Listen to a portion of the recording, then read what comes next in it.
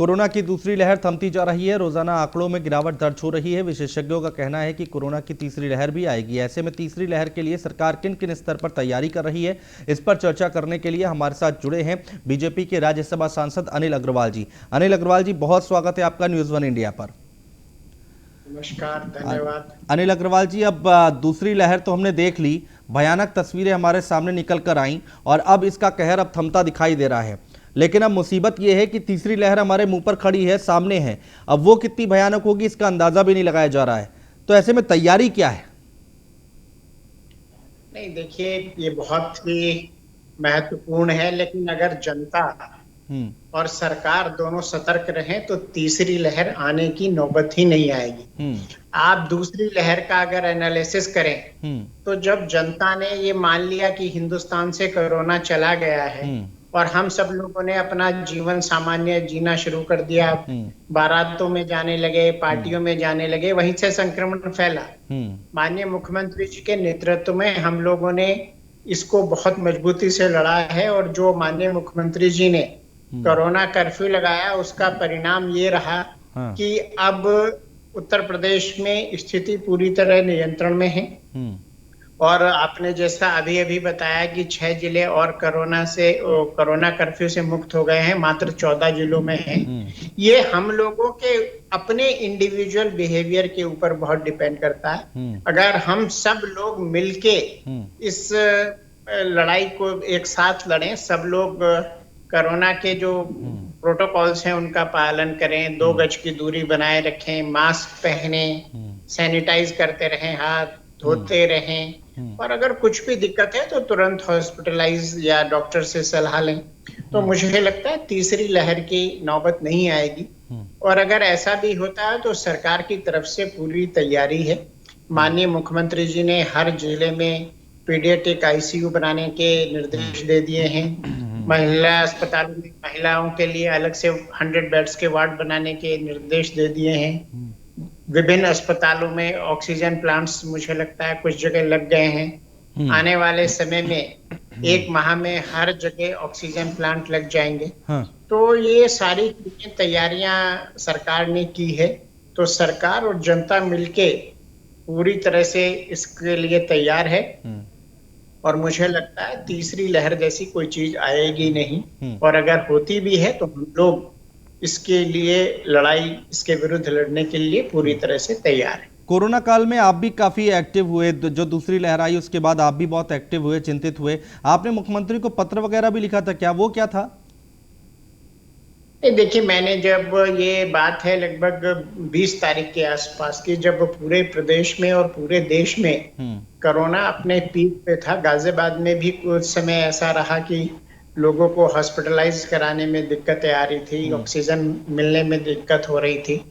तो उस समय मैंने माननीय मुख्यमंत्री जी से और माननीय राजनाथ जी से ये अनुरोध किया था, माननीय रक्षा मंत्री जी से अनुरोध किया था कि वो DRDO के माध्यम से गाजियाबाद में 1000 बेड का हॉस्पिटल अलग से बनवा दें कोरोना पेशेंट्स के लिए। और माननीय मुख्यमंत्री जी से मैंने अनुरोध किया था, प्रारंभ में गाजियाबाद में 18+ की वैक्सीन नहीं लगाई जा रही थी, जबकि अन्य जनपदों में लगनी शुरू हो गई थी। तो माननीय मुख्यमंत्री जी से वार्ता हुई, उन्होंने मेरा आग्रह स्वीकार किया और गाजियाबाद की जनता के हित में 18+ की वैक्सीन गाजियाबाद में बाकी सब जनपदों के साथ लगनी शुरू हुई, जिसके सुखद परिणाम भी आ रहे हैं। और वैक्सीनेशन का कार्य गाजियाबाद जनपद में बहुत अच्छे से चल रहा है और मुझे लगता है कि कल 1 जून से ही इसमें और गति आ जाएगी। चुनौतियां एक के बाद एक हमारे सामने आ रही है अनिल जी, कम होती दिखाई नहीं दे रही हैं। पहले कोरोना आया, उसके बाद ब्लैक फंगस हमने देखा, व्हाइट फंगस, फिर येलो फंगस। गाजियाबाद में तो मौत भी हो गई येलो फंगस से। तो ये भी अच्छे संकेत नहीं है और इसमें तो और भी कड़ी और बड़ी यहाँ पर तैयारी करनी पड़ेगी सरकार को। देखिए, जो ये फंगस तो डेंजरस है, लेकिन इसमें एम्स ने भी क्लियर कर दिया है कि इसमें white fungus, black fungus, yellow fungus, ऐसा कुछ विशेष इसका हम वर्गीकरण नहीं कर सकते। फंगस इज फंगस और उसका ट्रीटमेंट बहुत अच्छे से चल रहा है। और अब तो फंगस के लिए जो इंजेक्शंस की आवश्यकता है वो भी आसानी से मिल रहे हैं और लोगों की रिकवरी भी अच्छे से हो रही है। कुछ दुखद घटनाएं 1-2 हुई हैं, लेकिन डॉक्टर्स और सब मिलके इसकी तैयारी में लगे हैं, और मुझे लगता है आने वाले समय में इस फंगस की बीमारी से भी हम लोग निजात पा लेंगे। अनिल जी, जब भी ऐसा वक्त आता है, जब भी ऐसा बुरा दौर आता है, तो वक्त हमें बहुत कुछ सिखा के जाता है। और इस बार जब हमने दूसरी वेव देखी कोरोना की, तो कालाबाजारी करने वाले बहुत लोग एक्टिव हो गए। और तीसरी लहर आएगी तो क्या गारंटी है कि ऐसे लोग नहीं होंगे। अगर किसी को ऑक्सीजन या किसी इंजेक्शन की जरूरत पड़ेगी और 5,000 की चीज वो 50,000 में खरीदेगा, तो कैसे काम चलेगा? नहीं, देखिए, जिन लोगों ने ब्लैक मार्केटिंग की है उनके खिलाफ सरकार ने सख्त कार्रवाई की है। और ये समाज है, इसमें अच्छे बुरे सब तरह के लोग हैं। ऐसे भी लोग हैं भाई साहब इस समाज में जिन्होंने कि लोगों को निःशुल्क ऑक्सीजन सिलेंडर उपलब्ध कराए हैं। मेरे अपने वैश्य समाज के और मेरे सहयोग से लगभग 5,500-6 हजार लोगों को हमने उनके घरों तक खाना पहुंचाया है निःशुल्क। तो अच्छे बुरे हर तरह के लोग हैं, लेकिन मैं फिर आपसे कहूंगा कि अच्छे लोग ज्यादा हैं, निगेटिव चीज ज्यादा सामने आती है। लेकिन सरकार की पूरी तैयारी है, और जिन जिन चीजों की ब्लैक मार्केटिंग होने की संभावना है उन पे हम लोग कड़ी नजर रखे हुए हैं। और मुझे लगता है कि ऐसा हो नहीं पाएगा, और लोगों को भी समझ में आ गया कि माननीय योगी जी की सरकार में इस प्रकार की जो कृत्य हैं उनको किसी भी प्रकार से स्वीकार नहीं किया जा सकता। उनके खिलाफ कड़ी से कड़ी कार्रवाई होगी। अनिल जी, लेकिन यहाँ पर अभी देखिए बहुत सारी दिक्कतें सामने आ रही हैं। अब हॉस्पिटल्स जो हैं वो बहुत मनमानी कर रहे हैं, मनमानी वसूली करते हैं, तो उनके लिए भी एक कड़े तौर पर एक नज़ीर पेश करने की ज़रूरत है।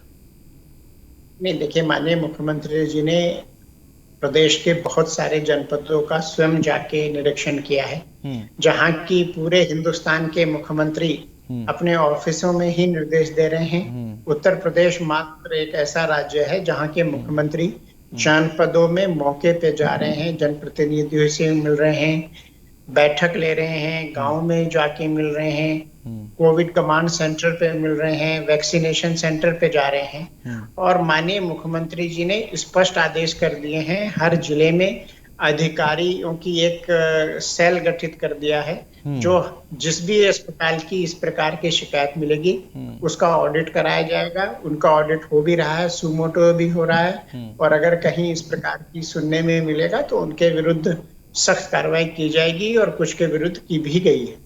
आप जनता को आप कुछ कहना चाहेंगे, कोई संदेश देना चाहेंगे? जो लोग आपको फॉलो करते हैं उनको आप कुछ कहना चाहेंगे? नहीं, मैं जनता से यही अनुरोध करना चाहता हूँ, अपने फॉलोवर से यही मैं अनुरोध करना चाहता हूँ कि कोरोना कम भी हो जाए, जब तक हिंदुस्तान में हर्ड इम्यूनिटी ना हो जाए, या सरकार के निर्देश ना आ जाए, या कोरोना प्रोटोकॉल्स में कोई हम लोग नए गाइडलाइन न जारी करें, सब ठीक होने के बावजूद भी हम लोगों को सतर्कता रखनी है, मास्क पहनना है, 2 गज की दूरी बना के रखनी है, हाथ सैनिटाइज करने हैं, और अगर कहीं किसी को कोई दिक्कत है तो तुरंत डॉक्टर की सलाह लेनी है।